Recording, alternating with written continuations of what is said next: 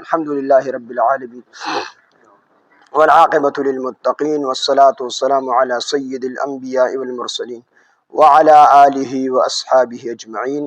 ربنا تقبل منا إنك أنت السميع العليم وتب علينا إنك أنت التواب الرحيم. إله العالمين تزمون رازشي الله زمون لوی زمون واړه زمون پټ زمون ښکارا مونږ ته معلوم زمون نامعلوم ټول ګناهونه معاف کړي. الہ العالمین مونږ ټول سره د رحم د کرم د احسان معامله وفرمای. الہ العالمین مونږ ټول ته د قرآن فهم او د قرآن پوهه راکړي. الله مونږ ټول په قرآن مجید باندې صحیح صحیح او ټیک ټیک پوهه کړي. الله مونږ ټول ته په قرآن مجید د عمل کولو توفیق او طاقت راکړي. الله د دې حاضر مجمع ټول کامل مغفرت وفرمای.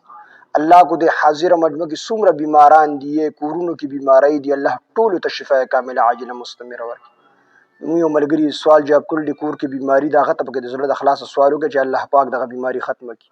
الہ العالمین د کوم کس چې سوال جواب کړی دی د دې په کور کې څومره بیماری دي یا دا کوم مخصوص بیمار شه دی الله د خپل منګي او بیدارو شفای کامله عاجله مستمره وتورک.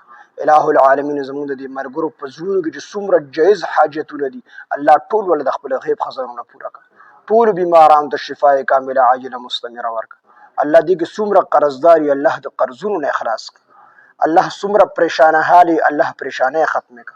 الله څومره ناحقه بندیوانی د بند نه آزاد کړ. الہ العالمین د څومره خلکو رزق لړ تنگ دی الہ العالمین رزق ورته فراخ کړ.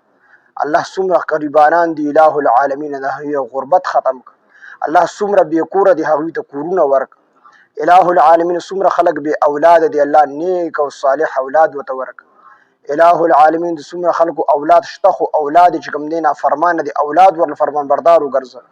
چاته د اولاد ورکړل د نیکانو صالحانو ورته لوی کړه. الہ العالمین د کومو الکانو رښتین دي شوي هغوی ته د جوړ بیبیانې ورکړه او چاته الہ کومو زنانو رښتین دي شوي هغوی ته د جوړ خاوندان ورکړه. الله مشرانو ته مو د عزت ژوند ورکړه.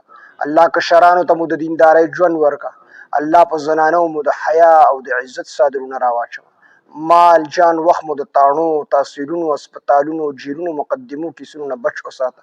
الله د خپل دین د غلبې دپاره استعمال کړه. دنیا آخرت کې د کامیابو د خوشحالو د عزتونو ژوند مونږ ټولو مسلمانانو له راکړه. دنیا آخرت کې د بې عزتۍ د بې پردګۍ د شرم د بې حیا د ژوند نه مونږ ټول مسلمانان بچ وساته.